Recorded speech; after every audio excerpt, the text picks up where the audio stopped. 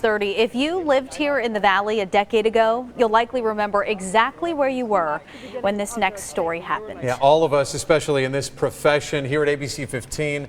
A decade ago today was the day that two news helicopters collided over central Phoenix. ABC 15's John Genovese with a look back at that unbelievable day and what has changed since that terrible tragedy.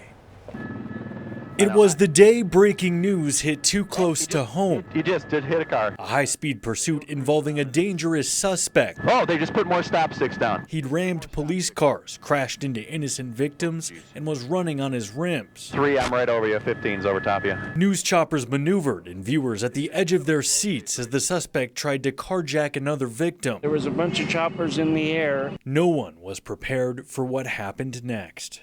You know, I was looking, I kept going, go lower, go lower, go lower. I said they hit each other. Two helicopters colliding. In an instant, those who cover the news became the news. It is a loss tonight that words cannot even begin to describe. And I was hoping and praying that somebody would open the door. Nobody opened the door. 4 journalists, ABC 15's Craig Smith and Rick Krolak, 3TV's Scott Bowerbank and Jim Cox, losing their lives in the fiery crash at Steele Indian School Park. All of us in this community have had a special loss today.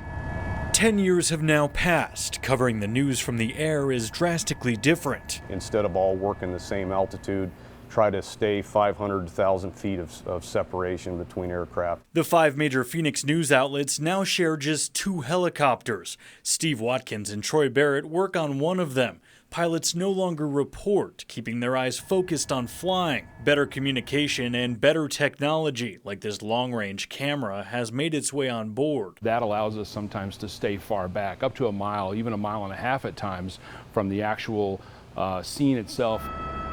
Moves to ensure safety in the skies. They were the best of friends. And to honor those lost by making sure it doesn't happen again. They were so close working together. They enjoyed it so much.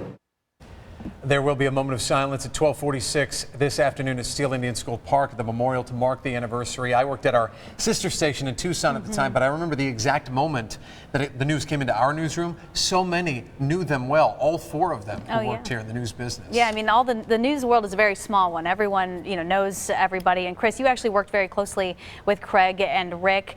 You were reporting that night. I mean, certainly a somber day for you as well. I can't believe it's been 10 years. Yeah. I remember watching that unfold, and you never want to report on the death of a friend. Right. That's what happened to me that very day. I had just gotten back from covering the Brins fire in Sedona. I spent 9 days with Rick up there. I say it with a smile because we had such a wonderful time. I have goosebumps talking about that very moment there. They were supposed to be landing on that chopper pad. That's our chopper pad upstairs here.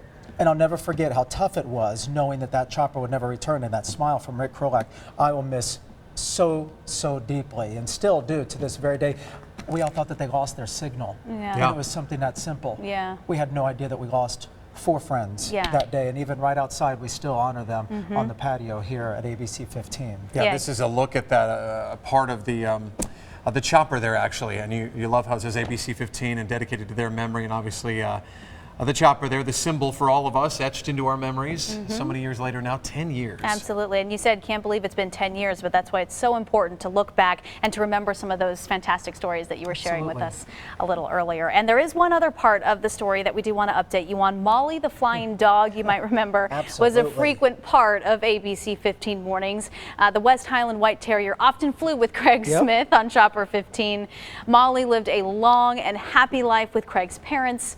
Unfortunately, she did develop a tumor earlier this year and passed away. She was 15 years old. Her ashes have now been spread with Craig's.